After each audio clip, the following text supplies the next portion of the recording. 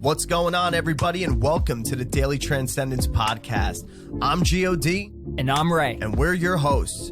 Take a journey with us into the realms of some of humanity's most inner thoughts and theories about what lies before us and beyond the other side. Take a step back with us from the day-to-day heavy burdens of this constant evolving life. From awakening the collective, astrology, the spiritual divine, holistic health, shamanism, and quantum theory, to the frequencies and vibrations of our universe, history, religion, numerology, and so much more. We spend countless hours researching to bring you the breakdown of information from some of the greatest minds in these fields and even our own experiences. We're here to challenge your thoughts so that you can reshape your own minds and beliefs into ones that better serve you. We hope you enjoy the discussions about the supernatural and the ancient knowledge that we have become so fond of, and we wish to share with you so that it may also help you on your quest in this human experience we're living. Let the transcendence begin. Godspeed and share on. Don't forget to like, follow, and share on our Facebook and Instagram at The Daily Transcendence. Make sure you stay up to date and get notified on new episodes and more content by liking and subscribing on Spotify, Apple Podcasts, YouTube, and many more. We want to hear from you all and connect, so message us or email us at thedailytranscendence@gmail.com. As always, we entirely appreciate your support in allowing us to bring to you this transmission. We are back. Yeah, welcome back, everybody. For another wonderful transcendental podcast. As we shall always continue to rise above. Yes, always. All that it is that we've learned and are learning. Yeah, this is part 2. We gave you guys the introduction to the whole story we're going into about and all the findings about the Ancient Sumerian civilization, the Anunnaki, human creation, the planetary creations as well, so on and so forth, which this will lead further into some other realms of discussion of even Atlantis, things along those lines. Yeah, well, I mean, I think the goal was, it was to go back in time and, towards the first series of episodes, we said, like, we wanted to go back and discover where beliefs came from. And we did that, and it was more of like an overview of symbols and beliefs and religions and how that could be developed. But now it's more so of we're going into evidence and actual tablets, like cuneiform tablets, and like we had said in the first part of this series is we wanted to give that overview of the Anunnaki being at least the most predated civilization that we could find through all the artifacts and all the stuff. So we want to now discover where really is, the answer of where we came from. Where are we and who are we? The where, I don't know if we'll ever figure that out, but the who. But it's fun to speculate on the whole matter. And it's such a widely debatable topic. And the great thing about this whole topic is that it's being revisited more, even though a lot of these findings happened. Honestly, the first real finding of even in the location, the area in what was ancient Mesopotamia area, really was like the 1800s. I think the late 1800s. But then also, things popped up as far as discoveries in the early 1900s, and then 1960s and 70s, and so on. And this is where we have these wide debatable theories about the findings. And honestly, the cuneiform tablets and their translations, there's still not a definitive translation to these things. There's so many different ways to translate it, and we'll also give a little brief explanation on why that is. But yeah, Ray, energies are feeling a little feeling up. Way better. Oh, yeah. Now. Yeah. I mean, we didn't really talk about it much, but, from January till now, I mean, it has been somewhat of a roller coaster for ourselves. We've watched it. Obviously, everyone knows the world's going through this crazy time. But for us personally, I mean, we had kind of dipped out for about a month, and due to a lot of change, I mean, retrograde season, got to throw that in there. Yeah. Definitely retrograde season. Reassessing things. That was definitely it was astrology and all that has actually been very noticeable. Yeah, It's been really eye-opening too. It's been helpful, and which I know we've explained a lot on why and how the astrology could be helpful, but it really has. And it's something I want to put Ray on the spot a little bit. Yeah, I think I'm ready. I think you got some news for everybody. Yeah, so ironically, right? I had made a prediction. I'm going to go back to my Super Bowl prediction. I had said Bucks are going to win the Super Bowl. Yeah. And because of this whole nodal astrology that I noticed, it was a pattern of my own. Plus, I have this whole thing, and I think I want to do like a YouTube video on this whole 5 thing this year, because it's a 5-year in numerology, right? And and how you would do that is 2021, you add them all up, it ends up being 5. And like the Bucks were the 5th seed, and it was Tom Brady's 5th MVP of a Super Bowl, and all these other things repeating. That's a whole other rabbit hole to go down. But point being is Florida has always been something that I've been connected with. Me naturally, say, going to a team like Tampa, only because of the whole pirate thing when I was a kid. Yeah. And I was tired of being a Jets fan and always being a loser. No offense. I almost was a Jets fan. Almost. I was with you guys for about 2 years. So blow it out your ass if you're mad at me for saying that. I don't care. I don't think any Jets fan is going to be mad at you. No, I think you guys understand, and I'm rooting for you. I'm rooting for you. But I had left with Keyshawn. So anyway, Florida. I'm a Tampa fan, and my family moved down to Florida, and I had been hit with news about 2.5 weeks ago that we're leaving.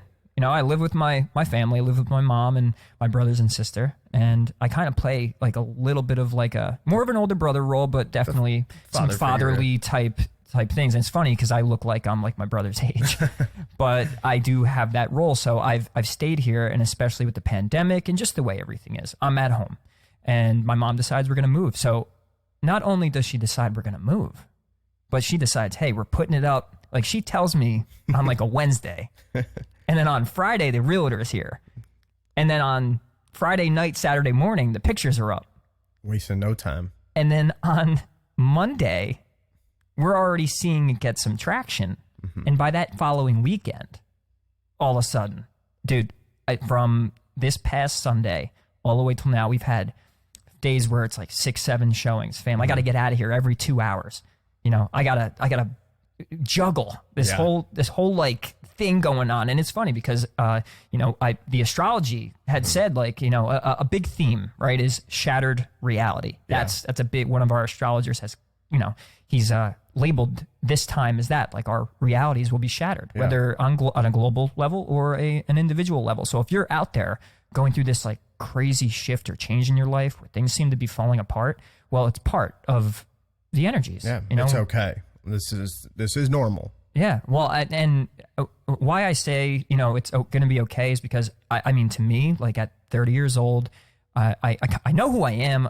I kind of know where it is I want to take everything, but there's a lot of this unknown to it. And then when you're working on your stuff, say like we have our podcast and I have my music and stuff like that, and trying to really get my career going, all of a sudden it's like I'm being uprooted from, a place I've lived at for probably about 20 years now, and we're just moving to a different state. And I don't know what, in the middle of a pandemic, and I don't know what's going to go on down there. And, sad to say, I'm on unemployment because the way the world is, and I know plenty of other people are, so it's not really that sad. I actually don't like money being given to me. I like it, but I don't like it. There's a pride thing to it. So anyway, January till now, there's just been this, sporadic up and down, reassess yourself, reassess your life, you're going to spend a lot of time with yourself and look at what it is you are on the inside. You can't run away from yourself. And I wasn't able to. And now, being uprooted, I'm moving to Florida. And we're going to actually, with the podcast, we have to now do it via internet until Geo finds his way down there. That's right. Yes, because if nobody knows, that it's come up for me probably since December. I've always wanted to move out of the state, especially with just the state of how things are nowadays. And, that was another thing with the astrology that was said in the beginning of 2020 was, it's like, you really gotta be picky choosy about your environment and see if it really aligns with you. See if it aligns with what you see for your future. And if it doesn't, you need to start making moves. and you just start, not necessarily got to move out of the state or anything, but or really move right away. And it's like this major thing, but you have to understand is what's going to be more beneficial for you in the long run, and where do you see yourself, and how do you see if you can get trapped in that old paradigm because of your environment. I mean, a lot of it has to do with your mindset, but the environment plays a big role on it. Well, not to interrupt, but as you're saying that, I'm thinking if you're saying, well, my environment, well, I was stuck at home. Well, it's more so coming from the inside out. You get to reflect on the people you hung out with, the places you were going. You get to sit there and really, decide that those things are good or bad for you, because you have to sit and think about it and deal with it. I don't care how many video games you play or how much Netflix you watch or how much pornography you may watch if you're a dirty man or something, or woman. Yeah, you never know. Whatever you're doing out there. Yeah. Meaning the distractions can only go so far to where all of a sudden you're sitting here like, what am I doing? Yeah.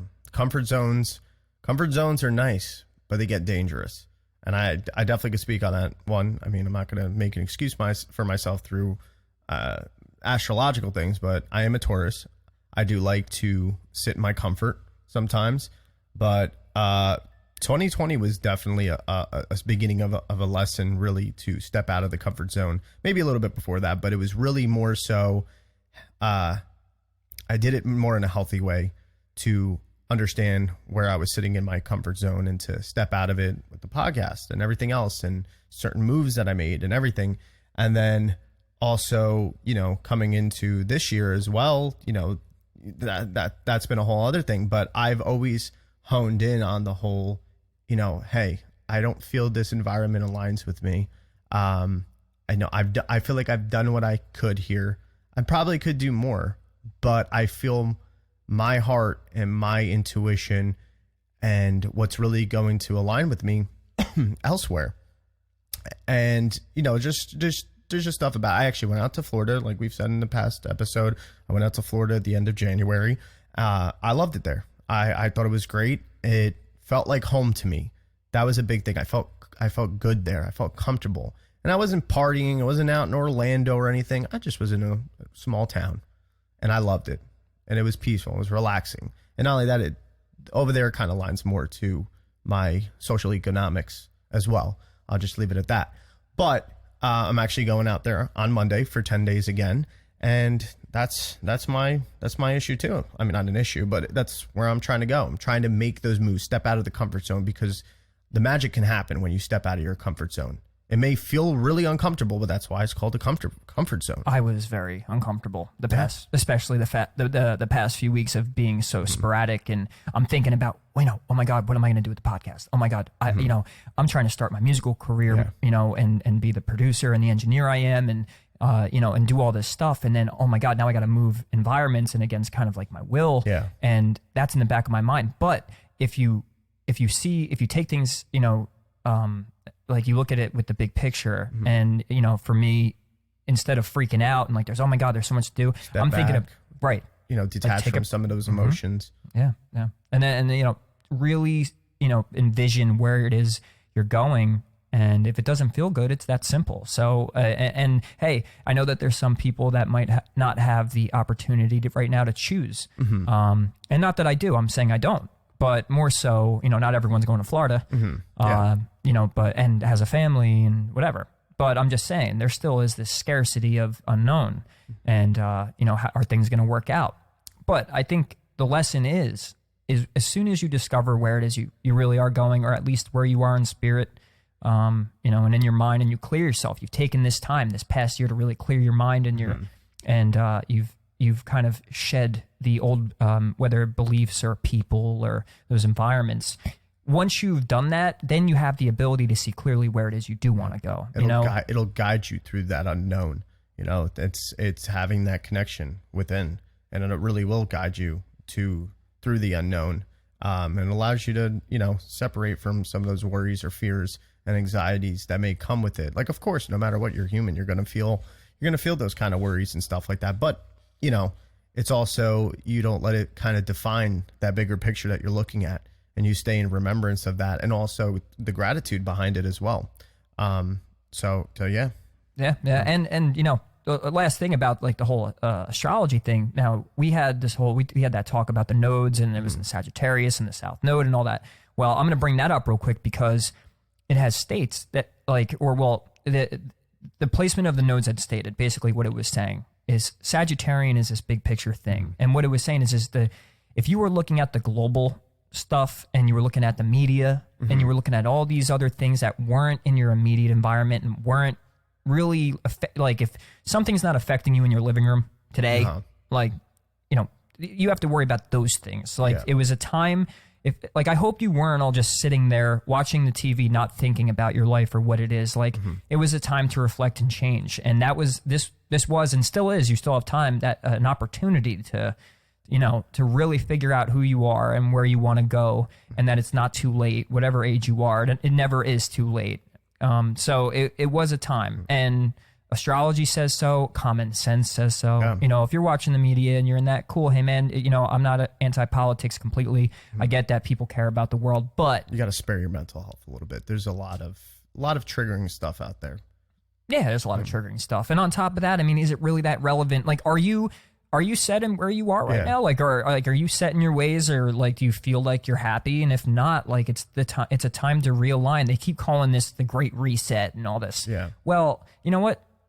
Take their advice. Yeah. It is whatever happens globally, we'll deal with it, and we should band together and figure it out. But how are we going to band together? Yeah, we don't even know what kind of concept of time that this reset is going to occur in. Yeah, it could be a couple days in certain situations. It could be fucking years. It could be not even in our lifetime. So why are you going to sit there in that uncertainty and, you know, base your feelings and your decisions off that? Right. Yeah. So it is like, I think it's really important to just, if you know who you are and where you want to go, and at least, you know, like, I know where I want to be, right? Like, at least with my career and, you know, who I am and what my interests are and where I'd want to like make money and live my life. And I have that figured out. So there's that level of comfort that I have in myself, knowing who I am and what it is I stand for. And a big thing really is, you know, helping people open their eyes to certain things, you know, having a voice. When I was younger,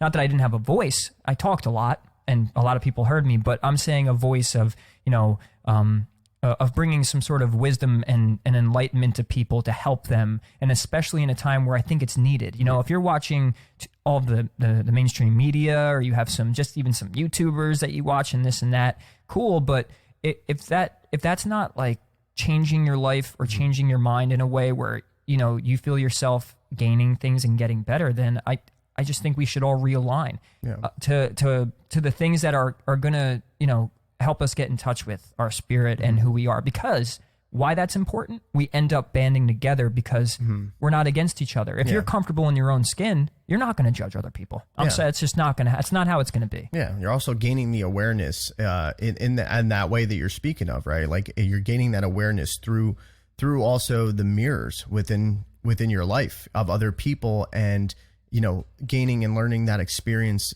you know, together, or being able to have that, like I said, that awareness from certain interactions, and going through the process of trying to be, like, in a way, a humanitarian, and really, you know, come from a good intentional, you know, good space, but not in a forceful intention as well, even if it's good. And you see that reflected in the process you're working on your inner self as well, and to keep that open state of awareness. Yeah. Like I said. Yep, right. And the show must go on. Like, despite whatever Ray's going through, despite whatever I'm going through, whatever we're doing, always looking to improve on ourselves and to work on our dreams, and not let certain aspects in life put your goals or dreams. This goes for everybody. Don't let it put your goals and dreams on the back burner. You know what I mean? Like, yes, of course, it depends sometimes how much energy you're going to be able to put in sometimes, but always make sure you're doing things for yourself. Pay yourself first. And like I said, energies are higher than a crackhead behind the 7-Eleven dumpster over there. So Palmer would appreciate that for sure. And yeah, he's right. And we're not going to, you know, we just hit about 20 minutes I'm looking at, and, you know, we really did want to discuss, well, because as time was passing, you know, we weren't releasing episodes, and, you know, me and Gio were working really hard and trying to really stay on track. We've been bottling this shit up. Oh God, man. It's ridiculous because of the timing it had, and you know, we're moving forward with things. And if I get frustrated, I realized throughout all of this, you know, when I finally hit that like peak of frustration, to make myself feel better, I came up with the reason why, like, instead of just saying, I want to go do things for me and this and that, and these are my reasons, it's like, well, where's my service to everyone else too? Once I decided that, I mean, why we even started this podcast was to enlighten people and to help them. And that's why we always state, like, it's not about what we believe or what we're talking about is being pushed on you, but it's open discussion. And where it's supposed to be leading is this awareness of, you know, getting out of like being told what to think. And that's the transcendence attitude, you know, that's the mental attitude of a you know, a transcending person, is remembering that there was conditioning we were, you know, that was pushed upon us. It's going to lead into what we're talking about, because it's, you know, from down to our history that we were, you know, taught in school, and even just the basic, like in school, when you're a kid, you're taught to listen to somebody or to have authority, you know, and not that that's a totally bad thing. We need leaders. Leaders are great, but authority, you know, the way it's pushed on us may just be a little, you know, too outlandish and ridiculous. So to transcend the beliefs and conditioning that we have, to free our minds to make these decisions ourselves, and to really, you know, open our eyes and minds to the truths, the fact that we have control. You have control, and you don't have to listen to everything and anything told you on a television or a radio show or a best friend or a family member. And that's the reason. That's the value we want to bring. We want to bring awareness. Exactly. And in this episode and the rest of the series, that's the whole name of the game, is to be able to work on, you know, opening up that realm for all the different possibilities, and to be able to break down the limitations that have been set forth or indoctrinated on us, and to really see ourselves in a new light and move forward, and to see the like I said, the possibilities of everything. So, I mean, like, honestly, today was a great lesson for me. I'm just going to say it real quick, like, backing out of my parking spot in the bank, and, you know, really not any fault of my own, because I was cautious. Me and this other lady rear-ended each other. You know what I mean? And I feel like normal me, like, or maybe older me, not so on a higher vibration, would have been like freaking out, panicking, or something like that. It was pretty minor.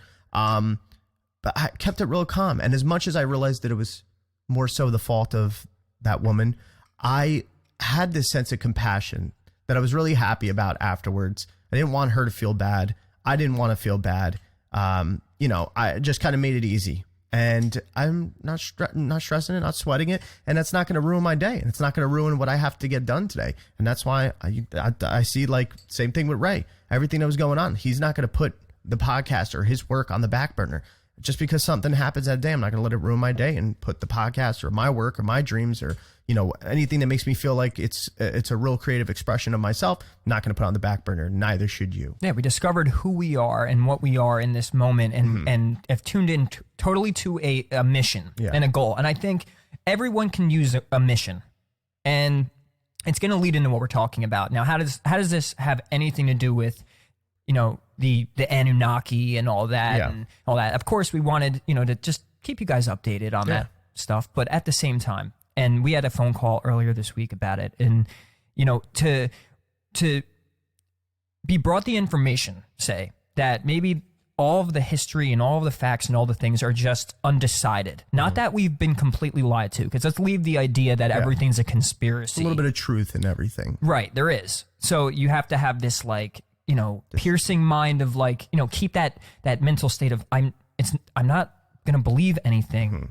It's kind of just, I'm going to explore it. I'm going to explore it. You know, it goes back to that, you know, speculation, you know, and I think that's a very important mindset, as I'll say a lot. And so when we had the phone call, I was like, you know, really thinking back, you know, we chose to do this series about the Anunnaki and all that, and cool. You know, we might be from aliens. That's basically where we're probably going to end up leading towards. We might be. We might not be. You know, it's not saying that, but that's, by the way. There'll be like a 3 main, like, variations or something. It's one like, hey, it could be this, it could be that, it could be this. Right. Let's talk about it. Sounds crazy, but when you go to the facts, things can end up being certain ways, and we're going to explore that. And point being that we're going to talk about this stuff, and now you get to know other aspects and truths and facts about our past and these ancient beings and these ancient tablets and stuff that could totally transform the mind in a way where it's like, oh my God, in school I wasn't taught that. Yeah. And by doing that, you realize that your authority and the system laid out might not be for your own good. And guess what? That same system is your media, and that same system is your banking system and all of this other stuff. And once again, leave the conspiracy out of it and just remember the fact that we could just have flaws, and it's time to really fine tune our minds and understand where we came from. And things could just be outdated, from the mainstream, the mundane. I mean, don't you want to sometimes transcend the mundane? So, with saying that, let's get into it. And so, if we're going to go to look at this ancient civilization and its teachings and try to understand where we humans possibly could have originated from and what this can mean for us now, then it's best to start from the beginning. And by the beginning, this means looking at how physical matter could have come to be and the explanation of how our solar system was possibly created. We are going to use what we know with modern science, also astronomy and theories, and then we're going to try to make correlations with the ancient Sumerian writings and also explore the variations of their translations. So we're going to ask you to keep an open mind when investigating these ideas and to use your own imagination and understanding to gain a sense of awareness on what could have happened and how our reality came to existence. As we go through this information, we'll also be explaining the many variations of the stories or theories, and also the many different scientific, astronomical, and archaeological data within these stories or theories. So we also just highly encourage the transcendence mindset, like Ray mentioned, and being curious enough to go out and even research this information on your own as well if it interests you.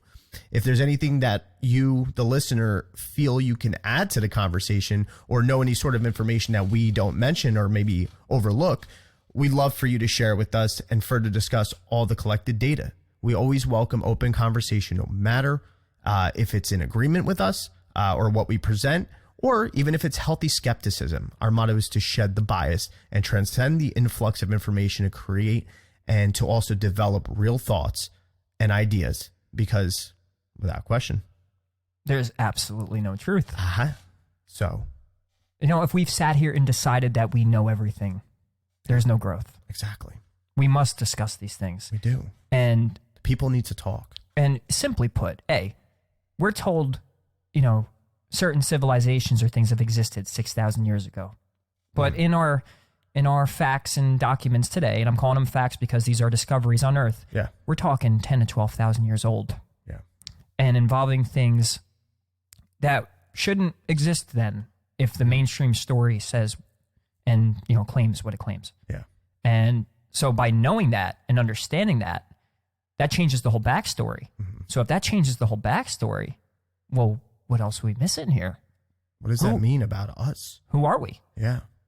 And what could there be dormant things about us? Yeah. What kind of capabilities are there as a species for us?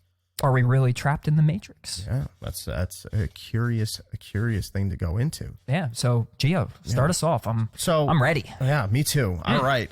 Stick with us. So let's give a real quick overview of just the Sumerian civilization of itself, because their artifacts also show a lot of firsts for mankind in our history, such as like the first schools, the first historians, methods of writing, library, inventions, doctors, pharmacopoeia, farming and agriculture, first musical notation, and first taxes. They invented our standard measurement of time. Yes, the whole 60 minutes, 12, everything. That is where it comes from. And also they invented the astronomical and astrological systems, the first maps and cartography, the first mathematics, and they even invented beer. That could be widely debated, though. But their religion and belief system is also said to have heavily influenced all the other religions in the world that followed after. The cuneiform tablets of Sumer contain inscriptions of a huge magnitude of encompassing cosmological tales epic poems, histories of kings, temple records, commercial contracts, marriage and divorce records, like I said, astronomical tables and astrological forecasts, mathematical formulas, geological lists, grammar, text, and the dealings with names and genealogies of royal bloodlines, which that's where we're going to go into. And there's also deeds and powers and the duties of gods. Yeah. And by the way, this was all cavemen. Yes. Cavemen? Well, that's my point. Well, isn't that's that what I mean? Like, right? So there isn't that the popular? We're evolved apes. Yeah. So you know what? Let me just say this: evolved apes had divorces and taxes. Yeah, that's what I'm saying. So, and if you honestly, if you look at the data, it shows that like when you go through the whole, 250,000 to 300,000 years ago, when they say they, first, the oldest humans and stuff like that, and of Homo erectus, and also our ancestors, which is being from Homo erectus and Homo whatever the other one is, and into Homo sapien. That time, it's like there's a weird path where it's just like low level, we're just hunter gatherers and no agriculture yet, and then all of a sudden, just boom, just a peak up into advanced civilization. I find that a little weird. Yeah, but the fact that we're talking about it, I have an erectus right now. Mm-hmm. Just saying. I almost lost you there for a second. Yeah, so it's important to know when looking at these Sumerian records that there's a lot of different tellings because of how old of a civilization they were, and the number of generations everything was passed down, and the many regions it was recorded and taught in.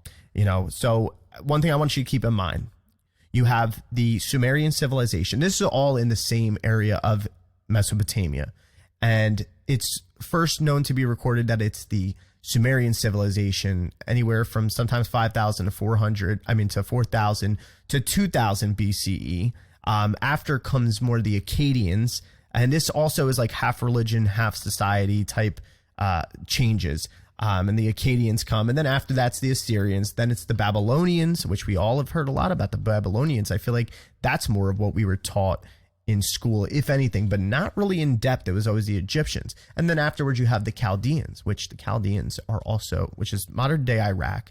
And you have, there's a lot about, Chaldea, that area during a certain time that's also mentioned in the Bible. And it's heavily connected with where the astrological schools were, where they actually started. It was like really the mystery schools. The mystery schools and the study of astrology. Right. And this even knowledge. Abraham. It was like Abraham in the Bible was from Chaldea. Yeah, but the way it showed up is it just kind of showed up. Mm-hmm. Like think about developing, say, just even the numerical system. You're talking about an infinite amount of numbers. So you're talking about a system, and you're telling me that we're hunter-gatherers, we're just yeah. And then all of a sudden it's like 1, 2, 3, and I know everyone in the back. A lot of moves. But in the last episode. But come on, you gotta be there. Yeah, a lot of moves. Gotta be there. And a lot of moves nowadays. Yeah. What do you got against Tauruses? Huh? Is that what you're talking about? Well, I knew you'd catch it. I know. Moo-moos. A lot of moo-moos. So I really, let's use our logical minds here. I mean, you don't need to know even arithmetic to understand this mindset. Yeah. That, we're contemplating this. We're going from hunter-gatherer, kind of just noise-making people, and we're growing and all that. And then astrology, astronomy, mathematics, taxes, language, divorce. All this shit. Just happens. So why are we not questioning that? And why is it, by the way, why is that not, mentioned in my history book? Why wasn't that like a main focal point? And as a kid, I would have been probably more interested in school if they were coming at me, right? Specifically, I'll speak for myself here. And I'm pretty sure many of you will agree with this. If they were like, well, life's still a mystery, we haven't figured it out, we existed 10,000, 12,000 years ago, we don't know the answers. Now, me personally, I love puzzles. I love thinking about things. I like to, really dive deep into thought, and kind of like mystery is fun to me. Yeah, they should have encouraged us to explore. But what did the system do to us, this educational system? It just taught us to regurgitate and use only the left side of our mind, our logical regurgitating mind, and just to remember the facts. And how could you not question that? Like, you have to question that, because it just all doesn't add up. So because it doesn't add up, and then you find these like, Sumerian tablets and all that, they're telling a story. And that story is, it's mind-boggling because it connects to, say, things like quantum physics, and it connects to things like the stars and the planets, where in no way could they have ever known these things. You're telling me that they know what Jupiter's doing and Saturn's doing all the way out there? These cavemen, hunter-gatherer, monkey-like humans. Where they get the knowledge to be able to make these calculations. Come on now. So you got to question it. And I think the average person watches politics and watches the media and understands there's some sort of, grasp and, stronghold. I don't know if that's the right word, but they're really just trying to, I feel like distract us or guide us in a certain way. And, I've mentioned that could be for a good reason, could be for bad. We don't know. But it is the truth that we have been kind of led astray from certain things. And it's time to bring awareness to the mainstream public. If you watch the History Channel and some Ancient Aliens, I really don't think all of that's taken as serious as it should. The pentagram, but the pentagram releasing UFO footage. And dude, Trump's the Pentagon? Trump's toupee was more important than the Pentagon releasing UFO footage. So my point being, goes back to why does this matter? It matters because if we change the history of ourselves and we know that we've been lied to, we know that we still have an undiscovered parts of of ourselves, and that will lead to the answers. Yeah. You have to know what the source is before you can go trying to figure things out. Yeah. All the science in the world can tell you this and that about quantum physics and that, but knowing the origins will ultimately guide you to the answer. Yeah. What's the rule of scientific experimentation anyway? It's that you create a hypothesis and you constantly test out that hypothesis to be like, okay, this is the hypothesis is the answer, and you're going to test out to make sure that matches up. Any real scientist would say that you would constantly keep testing the theory.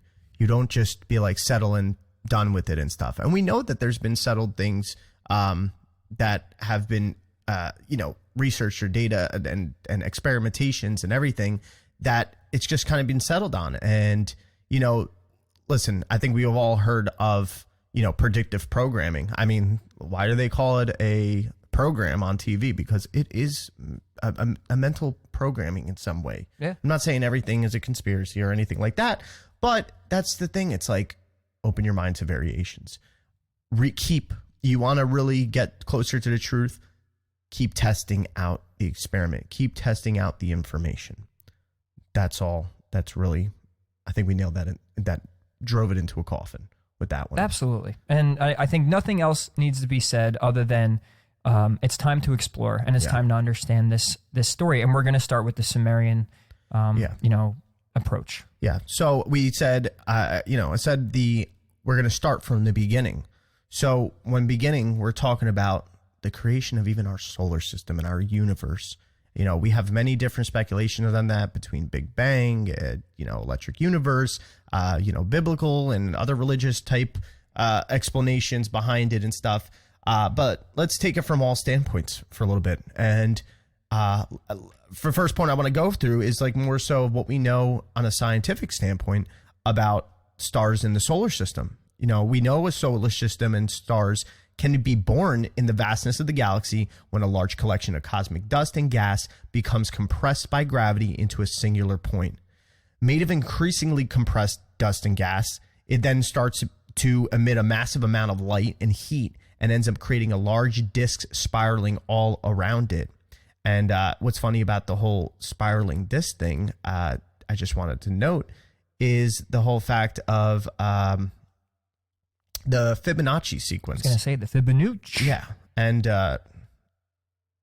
basically, nature works on that math. There's a basic science to how everything grows. Whether you're looking at the plant spiraling up when it's on like one of those time lapse things, or you look at a hurricane, you look at a galaxy, you look at water go down the drain. You're talking about that spiral, and that math is basically the math of God. It's the math of the universe. And when you do, like, say, the measurements of the Fibonacci spiral, you can actually relate it to, and it's exact. The exact math is from the tip of your finger to that middle section of your finger down to the bottom. It gets longer and longer and longer. Your hand gets longer. Your arm goes through your whole arm. And then, so your body is even built with the spiral math. You're not a spiral, but it's the math of it. So that shows up prevalent. So when it's talking about this cosmic dust spinning and spiraling, well, that's we what see it this is. constant pattern in nature. And that's really, it's part of the whole fractal patterning and everything. It shows up in sunflowers, our fingerprints, the circular points in the trunk of a tree. So anyway, so inside the cloudy disk, clumps of dust start to flash heat into droplets of molten rock, and then they are the building blocks of the solar system. As they start to spiral around to become stars, these clumps of matter begin to merge together and grow into larger and larger bodies, which form the basis of asteroids and planets. Sometimes during this development, the protostar undergoes a fusion and ignites itself into a baby star, which then emits a tremendous amount of solar wind, blasting away the dusty cloud, and it starts to leave behind only the solid and denser matter, and that continues to merge and form together into planets. So I want you to keep that in mind as we go forward. Now, we know that, this is kind of the makeup, a little bit of the Big Bang Theory as well, and kind of, really the materializing of matter. So we also look, now what the next part I want to go into is we look at, the solar system, and we look at Earth and being a lot of water. The only other thing, and that's not even, the only other planet that really contains water like that, which is more of like a frozen type planet and a little bit gaseous as well, I think, is Neptune. Other than that, there's nothing else. So here's the explanation. This is also something I want you to keep in mind for once we go into the actual, the Enuma Elish and the Atrahasis, the stories that they're telling from that ancient Sumerian culture about these gods and so forth. And knowing this, you could see how it kind of link up, but we'll explain it. So speaking about watery planets, it's believed it would be too hot for water to not evaporate and get blasted out with the dust by the solar winds that I was speaking about, that whole emitting of that energy from the protostar. One leading theory about how all this water came about is the act of flying space rocks called carbonaceous chondrites that carry water on them and crash down to a planet. But this still leaves many questions unanswered. Why don't we see the same amount of water elsewhere in our solar system except the asteroid belt? Yeah, it's a very random place for water to be. Yeah. That's finding an explanation of that is like, where in general, how is the water developed and grow into, and it's elemental, that alchemical makeup as well and stuff. That's why you see how this all relates to that spiritual part of the world. I mean, the spiritual part of everything as well. Yeah. And according to the Sumerian story, there is somewhat of at least a, story about it. Yeah, absolutely. So, going just a little bit further into that, we have hydrogen and oxygen are some of the most abundant elements in the universe. And so it would be sensible to hypothesize that as the solar system is forming, there was likely tons of water ice or hydrogen and oxygen that was being pulled into larger field of water ice and other debris in solid, liquid, and even gas form. There's a document called The Origin of Water Ice in the Solar System, and a scientist of the Lunar and Planetary Laboratory explains that the origin for planetary formation can come from at least one of two things. It condenses beyond a certain distance from the protosun, which is no more than 5 astronomical units, but as close as 2 astronomical units, and then it falls from the surrounding molecular cloud. This relates to the theory of what I'm going to explain now of the body or the goddess of Tiamat, because the asteroid belt is 2.2 to 3.2 astronomical units away from the sun, which is said where Tiamat was said to be according to the Sumerian story. Right. So and let me throw this in there because this is what fascinates me. You have things like the Bible and then this story especially too, like it's it's crazy that you could pick things out, right, that can be, say, somewhat allegorical, right? It could be like a mythology where you're reading it and you learn something from it. It could have some hidden truth in it. But then when you're finding artifacts and you're finding certain things that match with the story that could be real, or like that, say these gods could have existed or this or that, like it's talked about. Like it's talked about, and a lot of people, Sitchin was one of those people that had said, you know, he wanted this story to line up with the Bible, and he put this whole thing together, and he made it sound like there were real gods. But you can also think of it as, when we're explaining scientifically, that you could compare these characters to just things happening in the universe, and we just made a story about it, you know? And if it's the fact that this could have been kind of taught to people, you know, maybe from some sort of alien race or some sort of etheric type being or information coming in, it could be taught in the sense that, think about if you were a person on Earth during that time of that ancient Sumerian era and everything. Goes back to episode 2. Yeah, you can't. You know, your mind can only can make a concept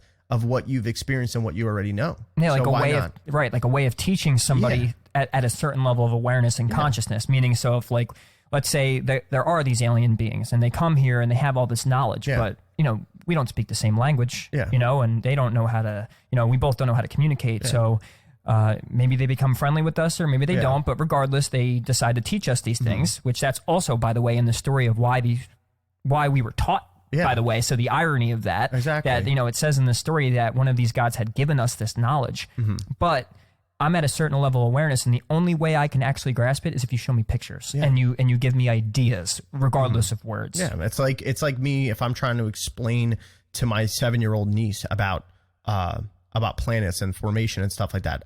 You think I'm going to tell them in this type of form of way? No, I'm going to tell her in more so of a way that she can relate to through her own experiences, because, you know, it would be like a foreign language to her if I explain it the other way. Exactly. So maybe as we go on and we're telling the myth, now you can take it as the mythology, take it as science, but the fascinating part is it does have this multidimensional approach to it and meaning.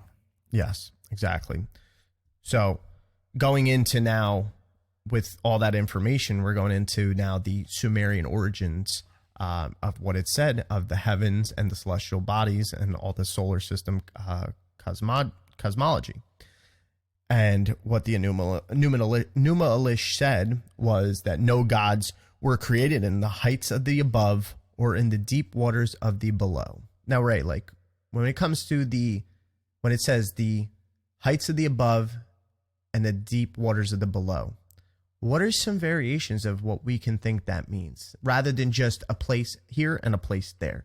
You know what I mean? It's like, we think that you know, in the scientific realm, we think that the universe and space is like this vacuum sealed like nuclear reactor type thing, and you know, we also know it's infinite. Maybe we do. I mean, that's just a theory, right, you know, right. But because of what we know. But in in like coordinates, what you're asking, I get it. But we've also have. And I think we've actually mentioned it in previous episodes when we were talking about the divine matrix in that episode, how we were saying that space is not actually empty, that is a lot of, you know, like there's almost like an electrical connection, or, you know, certain dark matter and everything like that's actually connecting to a point where we can't necessarily, we can only see it up to a point with our senses. You know, you're not going to be able to fully use all your senses and even certain technologies that we have to be able to see that deep into that connection of everything. So this is where we could see how the heights of the above and the deep waters of the below can be explained in this way, as more of in an energetic sense. Yes, maybe a location sense, a little bit in space, but also an energetic sense. And even in like a consciousness sense. Yes. Meaning, so it could, all right, so you had asked me, you know, what would I take from it? And from the way I've learned to research and think about things is, you know, is it physical, is it mental, or is it spiritual? So that's how I'm going to approach it. So if you're like, well, there's, you know, you got the above and the below. Well, if you were doing, say, mental, it's like the above of, am I thinking in a higher state of awareness and consciousness? Am I approaching it with higher thoughts, not so animalistic or physical, but being aware that there are all of these different types of aspects of reality. So in my mental process, being more of a higher awareness and consciousness, in the above, Yeah. you know, or going down below and thinking more from the body and being a human and this and that. And that's where it would intertwine with spirituality, meaning dimensions. Yeah. You know, so I could be with my mind thinking in higher and lower dimensions, and that's what the story can be telling me. Or I could be also, it could be saying maybe there's a whole nother dimension that we can't experience because the universe is infinite. Yeah. You know, I mean, because if this reality exists, well, proven fact that it's infinite. Yeah. So that means that any reality can really exist. It's just that we're tuned in to this one because of our minds. We occupy this body, this meat suit, and we have this brain, this quantum machine, really kind of like, you know, breaking down this reality. But beyond that, you could have a higher level of dimension and a lower level of dimension. Or you could go you can go legit like the story's talking about the sky and underneath the earth. Yeah. And that could even go deeper because you could be talking about, you know, you can be talking about the heavens and up in the sky and yes, and all the planets. And then maybe there's something below the surface that we don't know about. Below you know? the ecliptic or something of what we know is the ecliptic, you know. Yeah. So multifaceted, multidimensional. And the thing is because of that, it's where reading the whole story and understanding more things, it's like, okay, now keep going because let's decipher let's see if the story gives more like clues on whether it is mental or spiritual or vice versa, you know. And so like in our world, we also think that matter supersedes the mental and consciousness. So we think that matter comes, you know, matter and the physical comes first before the mental and consciousness. We think that matter makes up consciousness. But what if it's the other way around? What if it's the mental and consciousness and then matter? You know, like we can think of even take the Big Bang Theory for instance. You know, it was just like nothing, a void, and then all of a sudden, boom, shit materialized. And the story is going to go into it too. So that's why I want to pinpoint this out because it's like, what if it was actually more of a mental spark and activity? There's this innate intelligence or consciousness or God, this ultimate being, but it's not even a being. Well, it's ways to put it. Yes. Like, see, and it's really hard to kind of go like to work around it because the mind will always go, well, what's before that, or what's before that, or what's before that, or what is it? Yeah, we can't really conceive that notion. And so it's like, you know, we can think about it instead of thinking that matter comes before the mind. It's like the mind comes before matter because we also know that it's a hermetic law. Yeah, we also know about another thing that we spoke about was the whole, you know, without the observer, there's, you know, certain matter doesn't exist. Yeah, so without the mind actually looking at the thing or listening to the thing, without the senses, there's nothing there. Exactly. So it can almost be like that whole Big Bang Theory, or what the story is going to go into is that there is a mental energy, a thought or anything, boom, that happens. Think about like, I want to pick up my glass of water, right? Well, you had like a little mini Big Bang in your head. First, the thought pops up in, which sends synapses running down the nerve endings in your neurons and everything. It goes down to your nerves in your arm and out to your hand, and you reach out and you grab that glass, and therefore you created that reality. So who's to say and who's not to say that can be the start of it all? It's a mental aspect. The mind of God. Think about that. The mind of God. Ooh. Yeah.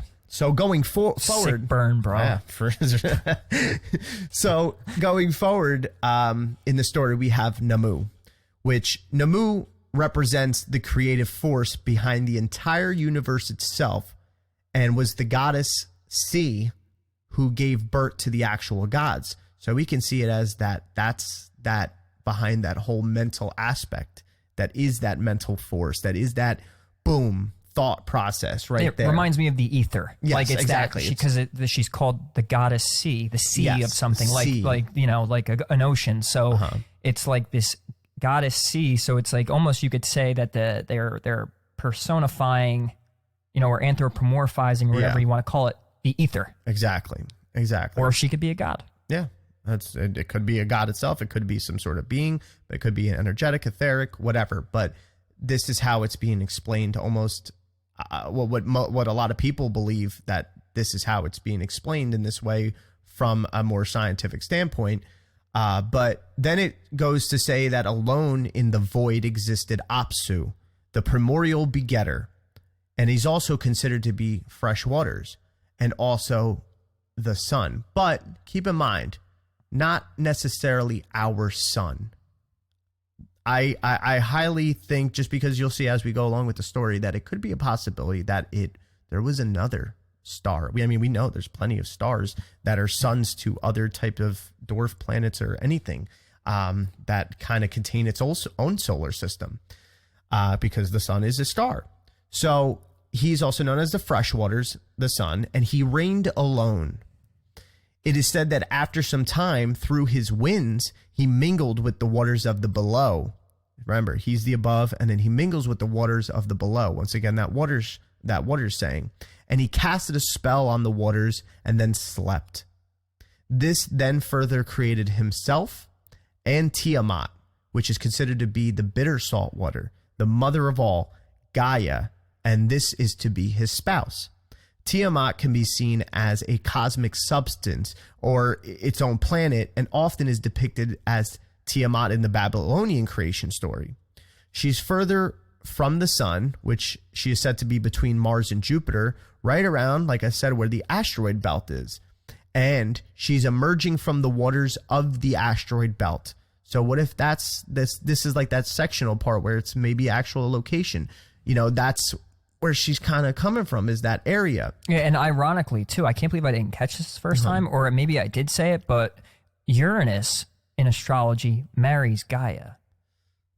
By the way, there's a marriage between Uranus and Gaia. Yeah. That is part of the mythology. I'm just saying. Yeah, and I think we also know Gaia to be Earth. I think it's sometimes that's my point. as well. Yes, people call Earth Gaia, and there's this whole Sophia mythology and Gaia and all that. So yeah, anyway, I just figured that was just keep in mind as we're saying it. There's a parallel there. So it just makes it a little weird. Like, so you're telling me the planet Uranus marries the planet, like there's a marriage. What does that mean? How could we really decipher that? But now in this Sumerian story, we can know that as being entangled in certain magnetic fields and orbits as well. Exactly. So she's further from the sun, like I said, in between Mars and Jupiter, which that's where the asteroid belt is located, and emerging from the asteroid belt. And Apsu's solar winds.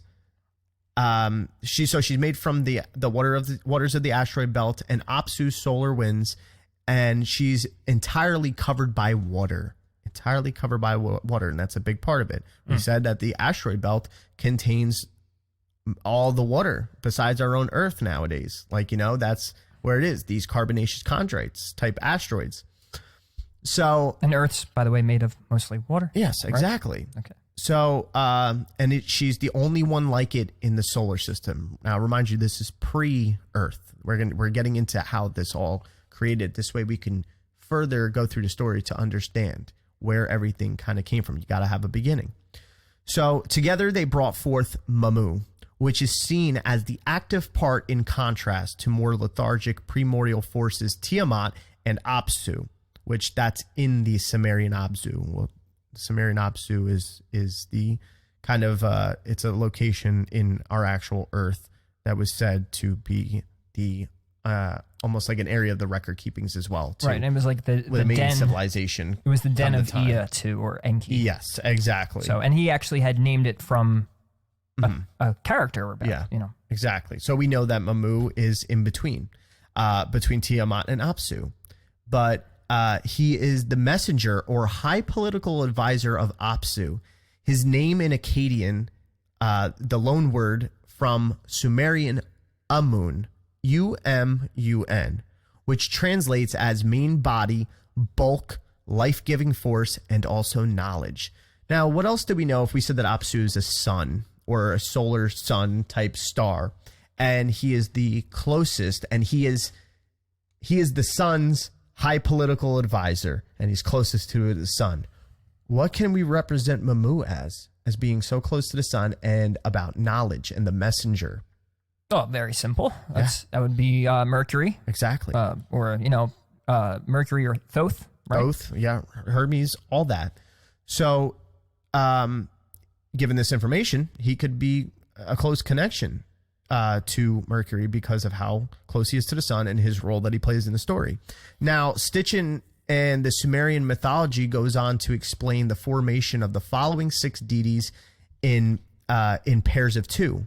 This can be described the formation of the other planets in our solar system.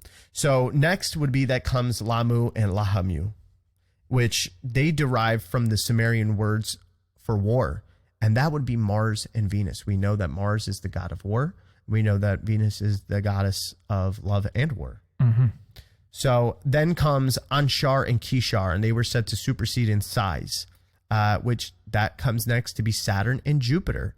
And Anshar, which would be Saturn, had a firstborn emissary named Gaga. And that is believed to be the particular moon of Saturn, and later to be known as Pluto. And real quick, let me say this, right? We talk about, like, if we were to go down conspiracy routes, you have, satanic worship and the Capricorn being the ruler of Saturn, or Saturn being the ruler of Capricorn, right? And that's a goat, and we call people that are the greatest of all time a goat, right? Because the greatest of all time. And because of symbolism always showing up, people are obsessed with the whole Illuminati symbolism with the one eye and all that. We have Lady Gaga, who, by the way, is a highly successful person, right? Could be considered not the greatest of all time. I won't say that, but I'm just going to say to some people she is like greatest singer of all time, and she's so popular. She served that Saturnian, because Saturn rules that success, that rise to the top, the goat climbing to the top, So it's just ironic that in this story, dating all the way back now. You're telling me Lady Gaga and it was the Sumerian story? Why do they know? How could they even know this, or do they know it? And they're, or is this taken down into a different context along the way? Well, is it just repeating naturally? Is the story being told again within our culture? I just figured I'd ask that, and I definitely I want to have a great discussion on symbolism with the Illuminati and Saturn and the goat and all that, and we will. But I figured to throw it because her name was Gaga in this story, and I think that's pretty obvious to be honest with you. Saturn's moon. Yeah, it's pretty crazy that it's Saturn's moon, and then possibly becomes known to it's speculated to be that moon is Pluto, and we'll discuss why as we go along, why the occurrences make that to become Pluto. It's also funny because in the Enuma Elish, the actual name is like Little Gaga. Lady Gaga. It's like that whole little Uzi Vert doing the whole Lil Uzi Vert, with Lucifer, right? So it's funny, Little Gaga, Lady Gaga. She's just playing on words. Crazy. Everything's very allegorical and symbolic. Yeah, but you got to catch it. So then next we have the creation of Anu, or An, A-N, and Ea, or Enki. And they're said to be correlated with Anu being Uranus, and Enki being Neptune. Now, there's going to be a point where it seems that could get flipped as well, but it still goes in correlation with it. Anu, if he's Uranus, and Anu is said to be the god of the gods, the god of the heavens during this time. And is like the ruler of all. But we also know that it seems like they were born at the same time, but it's also known to be that Enki is the son of Anu. So like the torch has been passed, maybe. There's also a weird point where it seems like Enki was split into two, because you have Ea, and Ea seems to be, which means like god of water, and it seems like Ea more so represents this type of celestial body, and then Enki is like more personified as an actual being or a deity or something like that. Yeah, it makes sense. And let me just throw this in there too. Sorry, because what's funny? Like my brain tends to I get trigger words or not triggered, but trigger words where I just triggers the thought. Dude, I just thought about, you have EA Sports. Ea. It's in the game. Yeah, shit. But I'm just saying, it's in the water. Symbolism and shit, because I always relate it back to, Ray, you're shooting too far with that or this and that, but it's still the symbol, it's still the word. And by the way, why are half your cars named after things like Ahura Mazda is like some ancient god, and you have a car Mazda, you had Saturn, you have the Ford Taurus, right? I'm just saying. Exactly. Keep your mind open. Exactly. So Neptune is we also know that Neptune, we said that since Enki is god of water, he's also god of mischief, the god of all these things. And we know that, but mainly he's known to be of water and to have he's a mystic and mystical powers. But we also know that Neptune is god of the sea in Greek and Roman mythology. And Enki, there we go, is the god of water. So if that's how we kind of get the correlation of Enki being Neptune, because of that whole water and god of the water. And then also in Greek and Roman mythology, you have Poseidon. Yeah. I'm glad that you mentioned it too, because I got it up on my phone. Mm-hmm. Now, Uranus, right? We're talking about Uranus. And I know we're saying that Ea can be Uranus, right? Yeah. That's what we're saying. Okay. But when I had mentioned before with Apsu and the whole marriage, now this was real quick. The Roman mythologies. Mm-hmm. Uranus, or Father Sky, was the son and husband of Gaia. Son and husband. Now, Ea is the son of Tiamat, correct? Mm-hmm. And the husband is Apsu. And there's a marriage.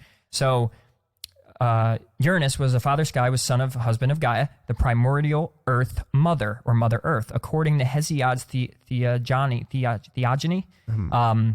Uranus was conceived by Gaia alone, but other sources cite that Ether, they cite Ether as his father. Uranus and Gaia were the parents of the first generation of Titans and the ancestors of most of the Greek gods. There you go. There's so much similarity there. And also, I mean, in a way, from hearing that and correlating it to the Sumerian story, I also can see how Gaia could be Namu, because Namu is said to have birthed Tiamat and Apsu, which are known to be the gods and the sun and all that. And just like, the Sumerian story, how things can be mixed up. Yeah. Obviously, if say someone was to rewrite the story, say later on, like in Roman times, I mean, you got to expect things. I mean, look how many times that it was changed. You have the Sumerian version, the Akkadian version of the story, and then you also have the Babylonian version, and then the ancient Hittites. Like, there's so many different types of shit. You got the cultures. Bible, dude, but the Bible does the same thing. You got the King, but even within that, you got the King James Bible, you got the Protestant, you got that, whatever, all of these other and these correlations, and it's like, well, where does that true? It's like lost in translation, right? That authentic story come from? That's why that's where you could see where it's kind of, it's not far fetched, or it doesn't go against anything to explore these ideas. Carry on. Yep. So I mean, so it could be flipped kind of both one ways from this story, being Apsu at the top, then coming Lahamu and Lamu, and then from that Kishar and Anshar, and then Enki and Anu, and then at the bottom is Tiamat. So it's kind of like the above and the below. Apsu at the above, Tiamat in the below, and then the rest of them in between, in the middle. Or it could be that Namu is at the top, and then it's Tiamat and Apsu, then Lahamu and Lamu, and then Kishar and Anshar, and then there's Anu, and then there's Enki. And Enki is known to be the firstborn son of Anu. So this way, it was interpreted in the story.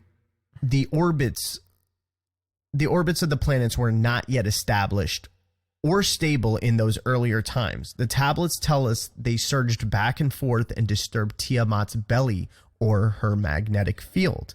The planets were gravitating towards each other, and they were converging on Tiamat, disturbing and endangering the primordial bodies. With these obvious references to erratic orbits, we can see similarities in the tablets when it is spoken about how the newly created gods were disruptive to Tiamat, but also how Apsu too found them to be loathsome as well. And because he cared for Tiamat, since it's said in the tablets that Tiamat is his spouse, he expresses the idea of destroying the child gods, and this part relates with the planets and a young star emitting blasting off radiation, which could potentially destroy these young planets and completely or totally send them off into space. So let's go more into that part of this story, and then break it down on a planetary level aspect. So this is the celestial battle that is said to happen that really forms the creation, and Earth actually comes from this too, and then our moon. So Apsu wants to destroy the disturbing child gods or planets, but Tiamat is against it and pleads with him to not and to be patient with them. Mamu, who is Apsu's, vizier, that's called, or his like political advisor or messenger, he supports and encourages Apsu of this plan. The children find out about Apsu's intent, and they go to Ea or Enki, who he performs some magic to drop Apsu into an eternal sleep and subduing all of his powers, which then comes to eventually killing him. That's why I said earlier about the whole sun thing. Don't think of it necessarily as our sun. It could have been another sun. And this can relate to the next things that we're going to talk into the next episode, but we won't go there yet. So it could almost be like there was an original sun and it dies off, and we have this creation of a kind of new sun going on, because also in the tablets, Anu is not, even though Anu is the gods of the gods, he's not really mentioned or worshipped a lot in the Sumerian civilization. It's always Enki and then sometimes Enlil, but we haven't got there yet. So that's just something to keep in mind there. So Ea then takes Mamu as a prisoner, which, remember, Mercury. He takes him as a prisoner and takes the throne of Apsu and names his new king's chamber after Apsu. Hence the location. There you go. There's the location. Therefore, maybe this new sun right there, this new location of a sun. Almost like he's taken over the god role. Right? Exactly. Yeah.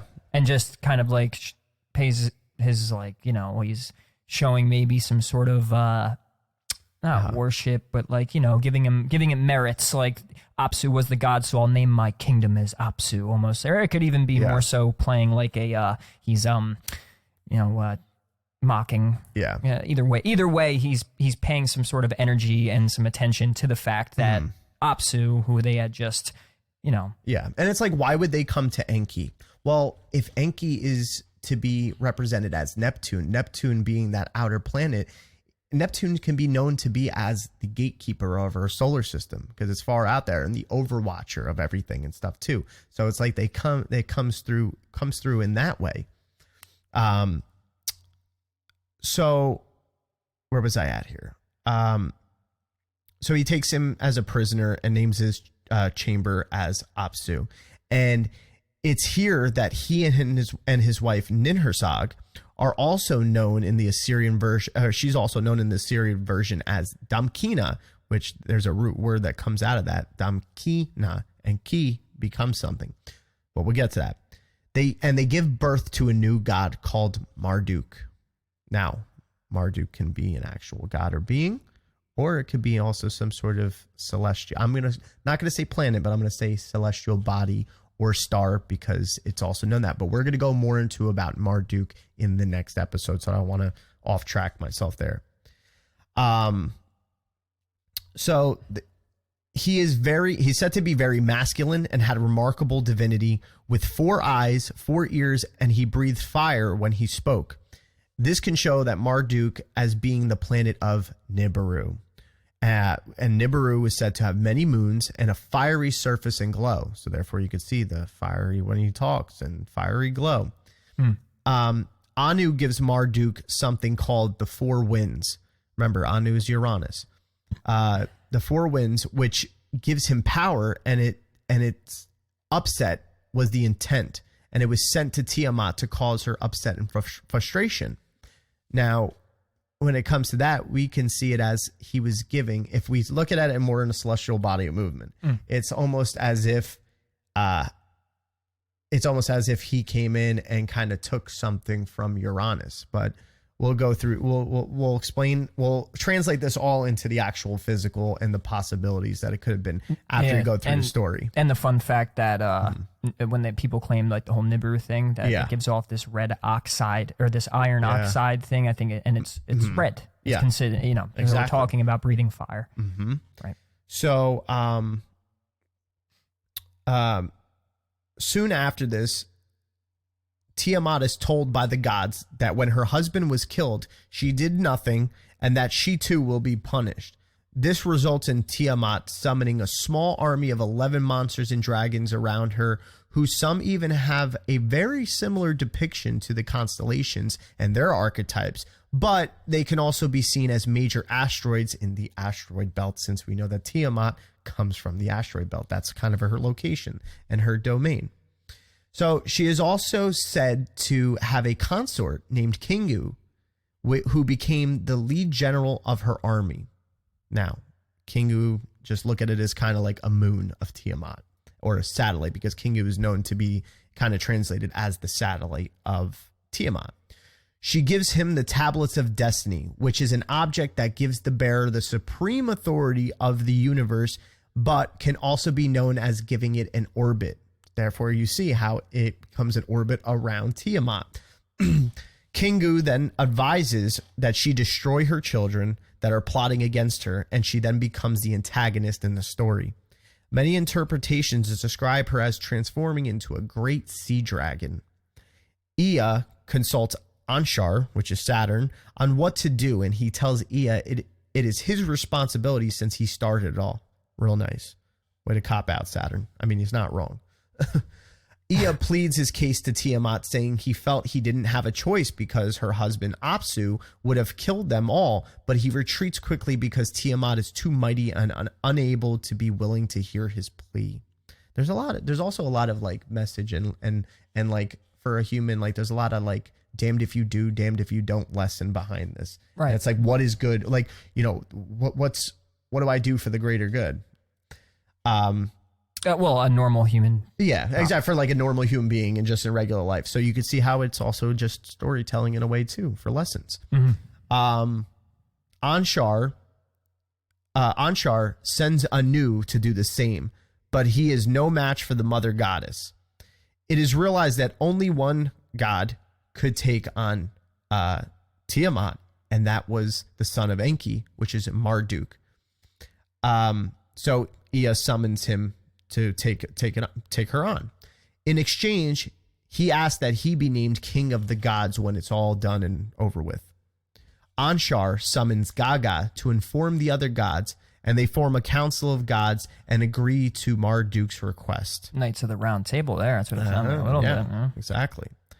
Marduk equips himself, and this is where it gets real allegorical. Marduk equips himself with his 4 winds, a net, a bow, and a club, along with creating 3 more winds, more evil than the others. Remember what we said about getting the 3 winds from Uranus. He rode up to Tiamat on his storm flood chariot with his weapons, and he observed Kingu and his tablets of destiny, and he became discouraged. Now, storm flood chariot. Marduk is also known to be the god of storms, which that goes deeper into, like I said, what's going to be in the next episode. I'm sorry to leave the cliffhangers, but it's coming to mind that I'm like, I want to say it, but got to tune into the next episode because it gets better. So he gets discouraged when he sees Kingu with the tablets of destiny and having its own orbit, I guess you could say. He then saw the doom from the other gods, and this causes him to summon up the courage, and he hurled the storm flood at Tiamat. When Marduk gets close enough to Tiamat, he traps her in his net and fires the evil wind into her open mouth to swallow, but her mouth remains open. And then he shoots an arrow in through her mouth, and it cuts through her insides and kills her. Brutal. Yeah. He gathers up her army and retrieves the tablets of destinies from Kingu. So kind of like knocks it from its orbit. We're going to see how this is all allegorical. He then bashes Tiamat's head with his club and cuts her in half. Half of her body is used to create the earth and below, and the other half is used to create the heavens and the firmament. Marduk is crowned king of the gods.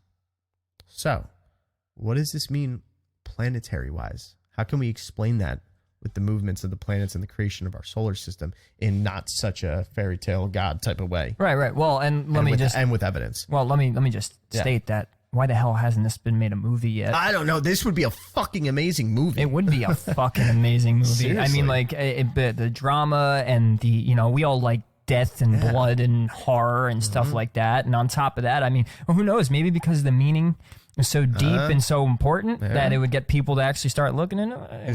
Something like that. Is there other movies that kind of base off of this? Because also think about it. You kind of hear there's there's kind of the epic of a hero's journey in there. Well, right. So, and it's funny because I have that book waiting somewhere on my computer of, I think it was either Joseph Campbell or Murphy, but it was like, there was two of his books where one was like The Power of Myth and another one was all about the hero's journey. Yeah. And it is claimed that this journey of the hero going through if you watch, I mean, hell, most of our movies, if they're not, romantic comedies and this and that, even them have an undertone where they go through the troubles and you meet the character, they get you to like them and at least get to know them, and then the trials and tribulations begin, and then from there he's got to climb the mountain back up, and then at the end he's symbolically the king of the gods, or not the king of the gods, but he wins. He's a hero. But in video games, in movies, in shows, and everything, we see constantly the role of the hero, the hero's journey, and all these things. Yeah, like why? How do we know that, or how do we not know, or maybe do know or don't know that whole hero's journey? I know we have the Epic of Gilgamesh, which that goes along with this, but that's for later episodes. It's like Noah's cousin. Yeah, exactly. So, but how do we know that this ancient Sumerian culture, maybe that's where we get the whole hero's journey? I mean, really, Gilgamesh, I know that was the only one thing I was taught. When I went to school in high school, in my junior year in San Diego, we went through a whole lesson about the Epic of Gilgamesh and everything. I literally still have my notes on that. I remember I was actually showing you in my old ass notebook. Yeah. I still that have was a while ago when we discussed that. Yeah, that was like at the brink of us honestly discovering we should do this. Yeah, I didn't realize it would lead to this, but it does. So so we could see that the hero's journey possibly could derive, if the ancient Sumerian civilization and culture is known for many firsts for mankind, that could be where it came from. Well, I do have a theory about this, and it's indefinite for sure, but we talk about the Fibonacci, right? And we talk about like these repetitive numbers in math, even you have Kabbalah where numbers repeat themselves and show up, numerology, if any, like it's almost like there's this binary built into the matrix, right? Well, what if that, just because of the way like energy travels or just the way things grow and move, that a being's life, right, or the growth and death of something has this story built into it. And what, these other beings did, right? They took this story and they took how the universe worked according to its math and its principles. Yeah. And they discovered a way to, like, it's almost like as if the traveling of energy or the traveling of other beings and all that is the hero's journey. And so what they did is they embedded this symbolically into our DNA and into our minds, and made paradigms of the fact that my point is the hero's journey is built into the universe. Yeah. And, even if they say did channel or come up with this story, that it naturally would have had to come up because that's the way that it's the only way it can be interpreted according to, you get what my point. And they do that with a sense of using the story to bring on a sense of awe. And that's what incorporates it in our DNA, what creates us to have that, because the four main foundations of creating awe, which creates beliefs, because when you're in the feeling of awe, you're like, oh my God. Like, think about movies, right? Yeah. When you're watching a movie and you're really into it and you're into the show, you have that emotional reaction, and usually like your favorite characters and your favorite parts of the movie stick with you, and it affects, it changes the way you think sometimes. It goes back to religions, and say you're modern day Catholics or Christians, where they read, a lot of people who talk about Jesus, man, they are emotionally attached to these stories, man. Meaning like they're, not attached, say, in so much of a bad way, all of them, but more so just like it was so captivating to them, and Jesus meant so much to them because of what he did and his journey, that it affected the way they thought. Yeah. And the four main principles and foundation of that, getting entangled with awe is, nature and music and art, spirituality. And then there's also just, the sense of belonging as well. So it's very interesting to really consider that, these stories may have come from just the development of the universe and the way that energy and all that stuff moves, that could potentially just be channeled from the fact that that's what it is, and you can't get away from it. Because why is it everything? Exactly. And that goes, like you said, that whole thing about how like the hero's journey and being correlated with just energy in general and how it moves and travels.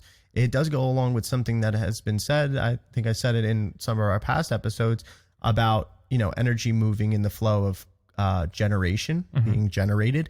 conservation, holding its own, holding its strength and pattern, and then corruption where it starts to break apart, and then destruction where it completely cuts off, and then it starts up again. Yeah, So- yeah, and if you, I mean, I mentioned I was like ripping on romantic comedies before, like, but even if you take a movie like that, you know, The Generation, you get to know the character, this and that. Conservation, he's living his life. He's, he's got the story. And why I'm comparing this because it's a very extreme example. Because I can go into action. Obviously, we all know. Yeah. You know, you generate the character, you conserve him, and you let the watcher know that this is who he is and why you should like him. Yeah. And then that dip, that dip in the waveform. Where it starts to, like the movie Taken with Liam Neeson. Yeah, perfect. You know, it's like that he's taken into the underworld. And that even relates back to the astrology chart when you go from Aries to Pisces. Yeah, you know? Exactly. And that's where we actually even got that. Right, exactly. And that's the same way because it goes from fire, earth, air, water. Yeah. And fire, in astrology, it's known that fire, generation, that generative energy, earth, conserved, growth and everything, air, corruption, starts to move around. Water, destruction, submerges it. And who knows? I mean, you can go as deep as like, if you're talking about your own life, like you have your own hero's journey and your own chart. And then who knows if you have a soul journey where you are in this lifetime, and this is not to get off topic, we'll go back, but the last point is even your soul could have this hero's journey that maybe in this lifetime you are in that downward thing. And maybe sometimes it's not that it's not meant for you to be happy or anything, but when you're learning lessons and you're on this dip and everything, maybe you are at the, you're learning the rough lessons as you'd see in a movie, and that's where you're at on your soul's journey. Yeah. You got some people are like, man, why do I always have this luck or this, or you're meant to do this? It's like, well, that hero's journey could be massive as a soul if you think of it in that fashion. And when you could gain acceptance of that allows you to kind of break the norm and to be able to fall out and observe it from a backstance type of view and kind of detach from the emotions you're feeling in that moment, to have a better understanding and be like, oh, this is just where I'm at. And it almost feels temporary. This way you can focus on the next part. This way you can prepare yourself for the next part instead of just getting lost in that. Yeah, right. Well, because a lot of people don't like to hear about predestiny and all that. But when you really break it down, when you're the happiest or when you feel like you're on your path, well, maybe that was the predestined journey, meaning that if you are where you're supposed to be, and even if you don't believe in God, say, well, if you feel good at where you're at, that you are on the divine path and you are on your predestined path. And then maybe when you are the most depressed or most miserable, or if you feel astray and off track, is, that's not your predestined way, you know, like you actually aren't following the divine, hunches and stuff like that. Point being is you do have free will, so you could jump off the predestined way, but the fact that there is a predestiny, and that's what you're supposed to be doing, regardless whether you believe in a religion or not. Exactly. It's just by going strictly just your emotions and where you're at in your life and your mindset, and just like the way it's playing out, regardless of any religion or mythology. Yeah, is it's my just point. the elements of life. Right, and that's like could be your like we won't even use predestined, but your set path. Yeah, that's amazing. That is, wow. So how I want to just kind of like finish this off with that is the planetary explanation of that story. So the first member of our Apsu solar system was our sun, which is Apsu, we could say, or a sun, Apsu. And then the planets Mercury, known as, like I said, Mamu, and Tiamat, which it's kind of breakdown when you go into it. It's Tiamat, which also relates to the water monster. And we also called Gaia. So water monster, sea dragon, she turns into the sea dragon. There you see the correlation within her name. Which also Gaia means meaning the cleaved one. So cleaved one. She was cut in half. Clubbed with a fucking clubbed over the head. So then our solar system gradually expanded by the birth of three planetary pairs, Venus and Mars, placed between Mercury and Tiamat, Jupiter and Saturn, which is placed beyond Tiamat. Then you have Uranus and Neptune placed on the farthest part out. An invading planet from outer space, which is Nibiru in Sumerian or Marduk in the Babylonian, was drawn to our solar system and attracted to the outer planet Neptune. This is where you see how it's almost like Neptune, being Enki, births Marduk, which is this other planet or whatever celestial body. And it's also said that Enki consulted, well, actually, I think it was Anu that consulted, but you have it right there too. So it's birthed from Neptune because it's pulled in. It's something about the gravitational, pull and everything with its magnetic field. It pulls Marduk or Nibiru. For this sake, we're just going to call it Nibiru. This way we don't get anybody confused. Pulls Nibiru in from wherever it is. Like I said, we're going to go into those explanations and possibilities in our next episode. Pulls Nibiru in, and then Nibiru consults with with Anu, which is Uranus. And it's also said that he gains 3 extra winds. He already had 4 winds. He already had 4 moons. And he gains another 3 from Uranus. And Uranus, it's pulled so that you could explain that as an invading. Nibiru moved into a retrograde clockwise orbit, which was counter to the other planets. And like I said, had the 4 satellites or moons. Nibiru passed in its orbit between Neptune and the next inner planet, which was Uranus. As Nibiru passed near Neptune, gravitational and magnetic forces caused Marduk or Nibiru's side to bulge out. This side was pulled away and became Neptune's new moon Triton, which now also has a retrograde orbit.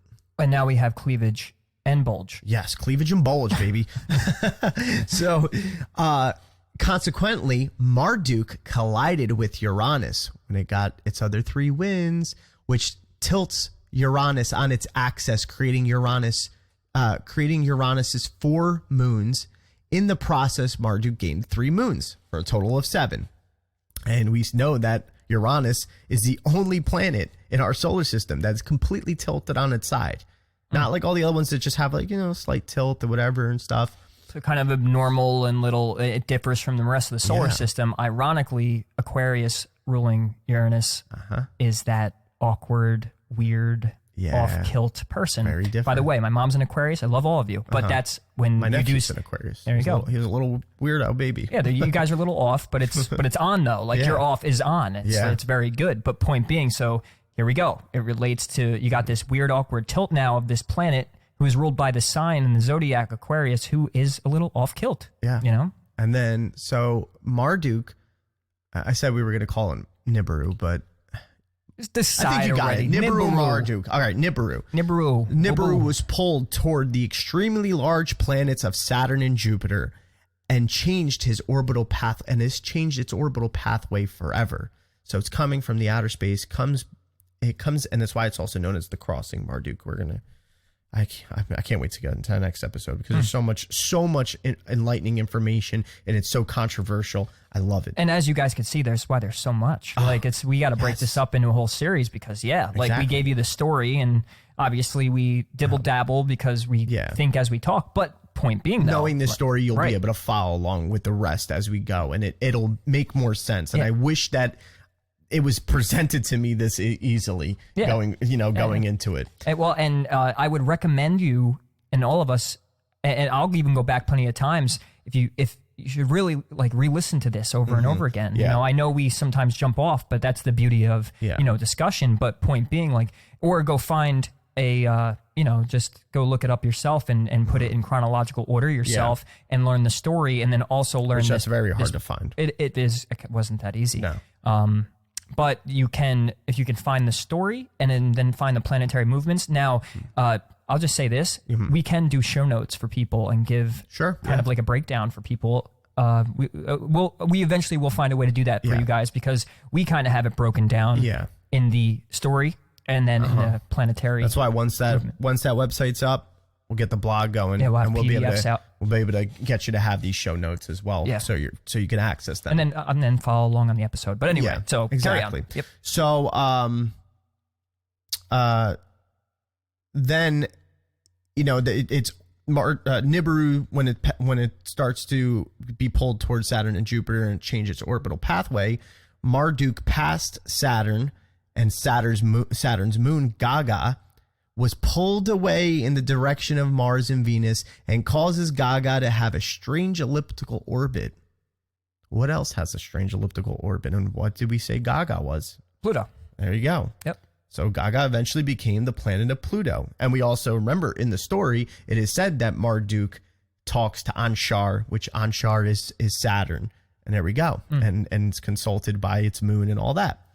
So Nibiru's orbit was further altered by the pull of Jupiter, placing Nibiru on a collision course with Tiamat.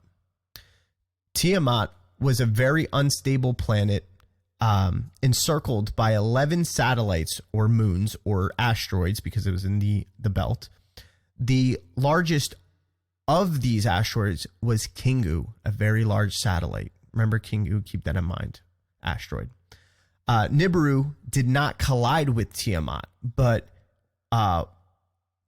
Marduk's 7 satellites smashed into Tiamat, and her 11 satellites headed by Tiamat's largest satellite, Kingu. So it was not so much the planets collided, it was their moons or their satellites or their asteroids that were orbiting them from their magnetic field.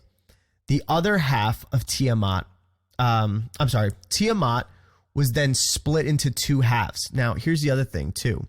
I think also the way it's explained in the story, it seems more so like, because the story, it was like, oh, it caught in her, Marduk caught Tiamat in his net. The net is represented to be the orbit of Nibiru. First does that, and then the whole shoots a bow into her mouth and cuts her in half. So it seems more as though it's like when Nibiru came into the path, one of its moons hits Tiamat, kind of breaks off a good little piece, well, like, it kind of subduing her and killing her. Or her mouth left open, so it's almost like picture, pretty gruesome, but like jaw being smashed open and the mouth stuck. Yeah, exactly. So it's like almost like a big asteroid hits the planet of Tiamat, whatever this planet is, and then Nibiru keeps going on its orbit, and now its orbit's changed. It's not so sharp. And now it's actually following that pattern, and it goes around the sun, and it goes back out to wherever it came from. But then eventually it comes back, and this is where he finishes off Tiamat. And so he splits her in 2 halves. The half toward the sun split off and became Gaia, or planet Earth. And Kingu, Tiamat's principal satellite, became Earth's moon. The other half of Tiamat was smashed into bits and pieces. Through magnetic and gravitational forces, these pieces were formed into the asteroid belt. That's where you get the actual asteroid belt. Think about it. The asteroid belt really wasn't, it's explaining it almost as like the asteroid belt didn't really exist, but it was it was the boundary between the above and the below, said to be. So cuts her in half, Nibiru coming back on its second orbital cycle, cuts through her, finishes it. Part of Tiamat, which Tiamat is said to be slightly larger than the planet of Neptune, and breaks off a piece, and one half goes towards the sun, along with the moon that was orbiting around it, and that becomes our moon, but which it was just an asteroid at the time, but over time it starts to form. And then the other half is smashed off into pieces and creates the asteroid belt. The asteroid belt, with its comets, continued moving in a retrograde orbit, as did Nibiru. The asteroid belt has remained in the approximate place in the solar system as the former planet Tiamat. The asteroid belt is also known as the firmament, or belt of frozen waters. Below the firmament, it said in the story, or toward the sun, are located 4 planets: Mars, Earth, Venus, and Mercury. And above the firmament are located 6 planets: Jupiter, Saturn, Uranus, Neptune, Pluto, and possibly the 12th, Marduk or Nibiru. Nibiru was forced into an extreme elliptical orbit of some 3,600 years and is known today as the 12th planet in our Apsu solar system, widely speculated and controversial, but we'll go into the details of why they think it's still there in the next episode. This 12th planet, Nibiru, in its retrograde solar orbit, is again approaching Earth, they think. Probably not in our lifetime, but That's the whole. There was a lot of hype about it, especially when it came out in the 70s about it. Especially a lot of it was due to Stitchin. It was like this constant, oh my God, Planet X or Planet 9, it was considered, and this whole big controversy. But like I said, that's going to be saved for the next episode, where we find out and explore what is Nibiru exactly, and a correlation to with the story as Marduk. You know, how do we further see the similarities, and then also, you know, what is the evidence that is found scientifically, because they're still looking, and what could Nibiru be, and is it really there? Is it not there? How could it be? What do we know? And we're going to break that all down for you. We're going to show all sides of it as well, and that's going to be extremely exciting. And then once understanding that, we're going to go into further the next parts of the story, which gets closer to where now we know that Earth is made in the story, but then it goes further into explaining how there's the cultivation of Earth. But you first have to understand Nibiru as a planet and having some sort of civilization of its own, what went on there and their planet, and why were they brought forth to Earth. And the rest is all a mystery that we will keep going into about the creation of us. Exactly. And that's where it leads to, right, that's where we start to come into play. And so recapping, and from me hearing plenty of, you know, all the mythologies and religions, it's funny, one, how they're parallel, right? It's an important point. So you have a lot of these things coming up over and over again in a lot of religions throughout time. You also have these two explanations. You have this story, and then you have the planets and this creation of, you know, our solar system and reality itself. Are these gods playing these elements of reality? You know, are they playing these planets and, you know, matter and ether and stuff like that, and they're just interpreted in a way, in a story where the mind can understand it through symbolism and through interpretation of, you know, a certain level of consciousness, or, you know, is it literal? And that's the big question. And of course, we all have our own theories, and, you know, we'd love to hear yours. And absolutely, that's how we figure things out together. Yeah, and exactly. And so, what do you think? You know, what do you think it could be literal? Do you think it's allegorical? Do you think it's just this story played out describing our solar system and our reality? And if so, when thinking about it, you know, what would be the reasons? What would be, you know, what would be the reasons of doing it this way? And why so many cultures constantly, you know, are they showing adoration? Yeah. Are they telling the story again because it's just important? It's like this cosmic drama that wants to be passed down. Is it built into the DNA of the universe, and it keeps coming up over and over again because it's just in our DNA? It's just in the blueprint for beings to come up with this story, because that's how everything's created, from to energy to solar systems to planets to your body. Yeah, it really opens up the mind to really think about all that and to see. And then also, like we said, you can see how so much will be realized differently if some of these things, or if all of these things, were to be true in some sort of way. So that's why I definitely if you're listening to this, let us know. I think some platforms, depending on what platform you're on listening to this, you can actually leave a review or a comment on the show, and we'd love for you to do that, and just tell us what you think. Tell us what you think about the show, what you think about the story, or anything at all. Yeah, any adjustments that maybe you guys would like for us to do, whether what did we miss? And that I think about when we're breaking stories down. Obviously, there's always, you know, you have those linear minds out there. It's like, just get on with the story, you know. But why this podcast exists is for discussion. So we break off, we do things like, you know, I would hope that you guys like that aspect, because it's my favorite part. You know, it's like, let's actually cut it off real quick and wait, there's a point to be made. And because that's how things will get discovered, you know, and that's why I'd like show notes being placed, because then you can, you know, listen to the podcast, recommend you do it more than once, but then you have the notes, and we will do that for you. We'll make sure that we have this linear breakdown of these things. And then after going over the notes or having them in hand, going through it with us again and really see where we're coming from. Work together here, you know, come together as a community. There's a lot of truthers out there that want to come together, and instead of battling each other and all that, it's about taking all of these subjects and really coming together as one and with all different perspectives. And I believe that's how the truth will come in this Aquarian age. Right on. That's why we're trying to present this in that linear fashion and really break it down. Like, I know for some people this may be like, oh man, it's so long, but I promise you, this was just really the reason we were so thorough about it and really breaking it down for you is because it's important to understand these beginning occurrences for the next parts that we're going to go into, or else if you kind of don't understand this aspect of it, it makes it harder to see. And you know what?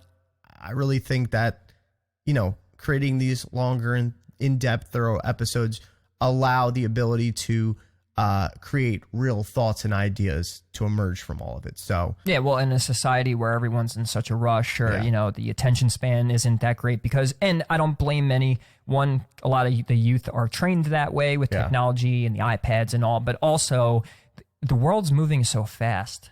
So it's almost like, do I have time to sit here? Exactly. But by the way, we are in a pandemic and a reform of.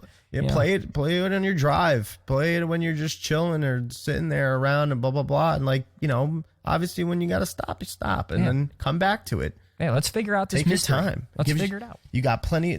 I like that though. I like when I have a certain podcast or YouTube video or something that I can listen to that's kind of lengthy. I was like, because it's like I look forward to it. It's like my people have their sitcoms or whatever and stuff, or their shows that they watch on Netflix.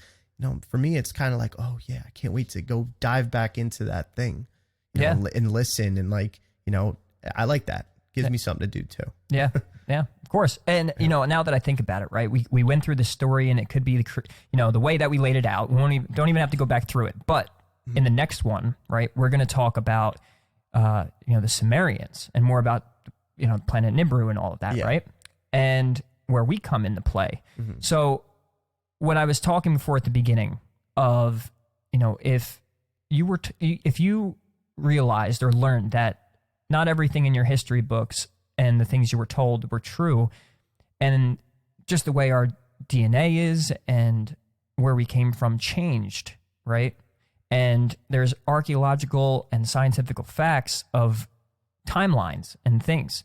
Well, the fact that changes everything, right? Well, don't you think just from that alone, the fact that our DNA, right, the way that I cannot wait to talk about that, the whole chromosome 2 thing. Yeah.